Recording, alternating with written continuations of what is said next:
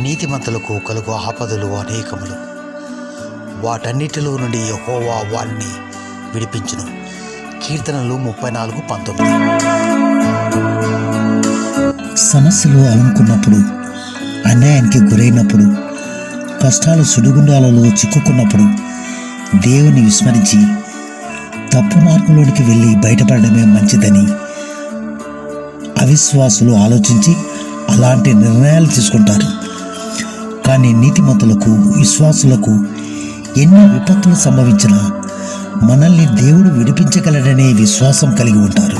అపోస్తలుడైన పౌలు ఫిలిప్పీలకు రాసిన పత్రిక 4:6లో దేనిని గూర్చియు చింతింపకుడి, కానీ ప్రతి విషయంలోనూ ప్రార్థన చేత కృతజ్ఞతాపూర్వకంగా మీ విన్నపాలు దేవునికి తెలియజేయడి అని చెబుతున్నాడు.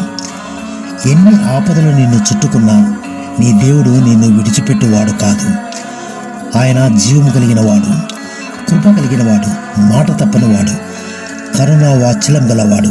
జ్ఞానులందరిలో ప్రధానిగా నియమింపబడిన దానియేలుపై కొందరు ప్రధానులు, అధికారులు రాజైన దర్యావేషుకు ఆయనపై నిందలు మోపి దానియేలును సింహపు గుహలో పడవేయబడినట్లు చేశారు.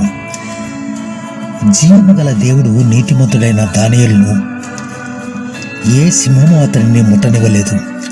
వాటి నోలను మూసివేశాడు. దానియేలుకు ఏ ఆపద కలగకుండా వాటన్నిటి నుండి యెహోవా అతనిని రక్షించాడు. ప్రార్థనాపూర్వకంగా నడిచే వారిని, తనకిష్టంగా ప్రవర్తించే వారిని, వారి కష్టాలన్నింటినీ దేవుడు గమనిస్తాడు. వారికి వచ్చిన ప్రతి శ్రమలన్నింటినీ దేవుడు చూస్తాడు. ప్రతి ఆపదను ఆయన గమనిస్తాడు. అటు వారిని అందరినీ ఆ శ్రమల నుండి, ప్రతి ఆపద నుండి ఆయన విడిపిస్తాడు. ఆయన పట్ల నమ్మకంగా జీవిస్తూ, ఆయన కట్టడలను, ఆయన సూత్రాలను అనుసరిస్తూ, ప్రార్థనాపూర్వకంగా మన కష్టాలను ఆయన సన్నిధికి తెలిపి వాటి నుండి సహాయం పొందుతూ ఆయన కృపలో జీవింతుముగాక. ఆమెన్.